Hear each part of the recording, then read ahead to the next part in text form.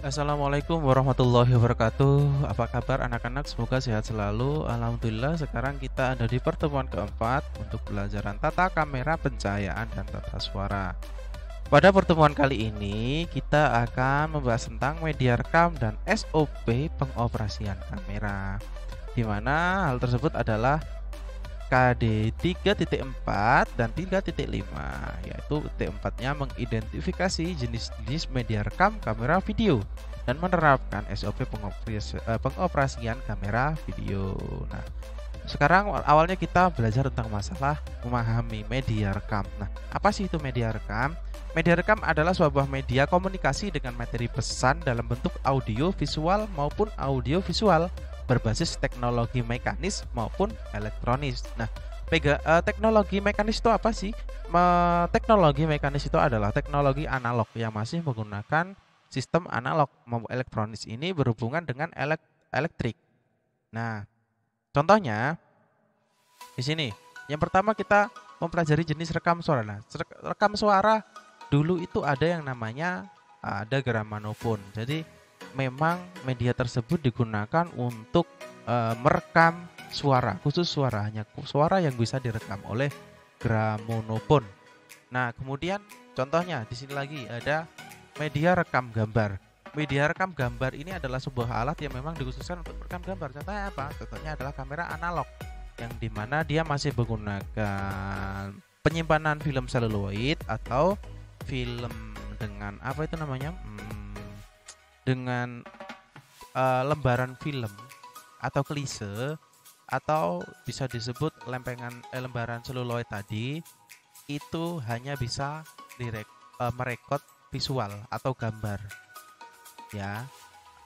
Jadi kamera dulu yang memang SLR yang masih analog, masih memang diperuntukkan hanya untuk merekam gambar. Nah, kemudian contoh selanjutnya adalah media rekam gambar dan suara. Media rekam gambar dan suara sekarang itu banyak, terutama di digital. Ada kamera handycam, ada mirrorless dan sebagainya. Itu adalah jenis-jenis media rekam. Nah, kemudian di sini tujuannya untuk apa sih? Nah, tujuannya media rekam ini adalah sebagai bahan dokumentasi ataupun untuk keperluan pengarsipan dan lain-lain. Nah, di sini tujuannya yang satu bisa sebagai media informasi untuk menginformasikan bahwa di sini misal di sini ada kegiatan ini biar orang yang dalam jarak jauh tahu, itu bisa dipublikasi sebagai bahan media informasi bersifat pribadi maupun publik. Nah, kemudian sebagai hiburan. Nah, ini banyak sekali teman-teman di sini yang diterapkan sebagai hiburan. Sebagai tontonan, sebagai konten dan lain-lain, sebagai pendidikan, contohnya adalah media pembelajaran ini. Terus kemudian sebagai hobi. Nah, ini bagi teman-teman yang suka membuat video-video pendek, ini adalah bisa sebagai tujuannya sebagai hobi, jadi merekam, membuat sebuah tayangan yang digunakan untuk melatih skill. Ya. Terus kemudian di sini contoh untuk rekam suara itu ada gramofon sama tape recorder. Kemudian di sini ada yang berbasis gambar, ada kamera analog, ada kamera digital, ada handphone yang dimana dia berfungsi untuk merekam gambar. Nah, kemudian bedanya apa sih kamera analog dan kamera digital? Salah satunya adalah media penyimpanannya. Kalau analog dia masih menggunakan film atau lembar seluloid atau klise.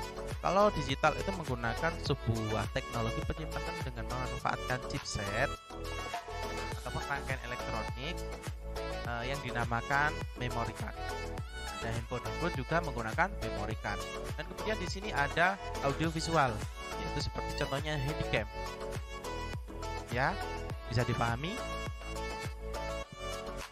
Nah, kemudian prosedur pengoperasian kamera adalah sebuah upaya di mana kita untuk mengoperasikan kamera agar sesuai dengan panduan pedoman penggunaan, agar yang digunakan alat device tersebut bisa beroperasi secara maksimal dan mengurangi kerusakan. Nah, yang pertama untuk pengoperasian prosedur kamera yang pertama harus dipahami adalah jenis kamera yang digunakan. Nah, kamera ini basicnya buat fotografi, buat videografi atau yang lain sih. Nah, itu penting karena ada beberapa walaupun kamera digital itu yang belum support dengan perekaman gambar. Contohnya adalah Nikon D3000. Di situ masih belum bisa untuk merekam video. Jadi hanya bisa untuk fotografi. Dan kemudian ada kemampuan kamera. Nah, kemampuan kamera di sini adalah seperti resolusi, berhubungan dengan resolusi, kecepatan rana, ISO, serta banyak fitur-fitur yang lain. Jadi kemampuan kamera ini juga sangat mempengaruhi hasil yang nanti akan dihasilkan. Kemudian setelah itu adalah pengoperasian kamera. Pengoperasian kamera ini mulai dari kamera itu mati sampai nyala sampai mati lagi. Jadi di situ ada prosedur yang harus diterapkan agar kamera secara jangka panjang itu bisa digunakan juga untuk mengurangi kerusakan-kerusakan serta biar kamera itu selalu bisa digunakan secara maksimal.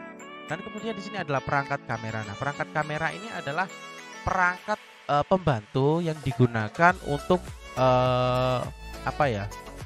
Untuk penunjang dalam pengambilan video. Contoh kamera getar itu menggunakan gimbal agar kamera yang digunakan itu tidak mengalami getaran yang terlalu parah atau diredam getarnya dan sebagainya. Itu adalah salah satu contoh perangkat kamera. Dan kemudian ada perawatan ini sangat penting dalam prosedur pengoperasian kamera karena dalam perawatan ini yang nanti akan menentukan seberapa jangka panjang kamera itu dapat berfungsi secara normal. Nah, itu saja materi dari media rekam dan pengoperasian kamera. Semoga kalian bisa dipahami. Kurang lebihnya dari saya mohon maaf.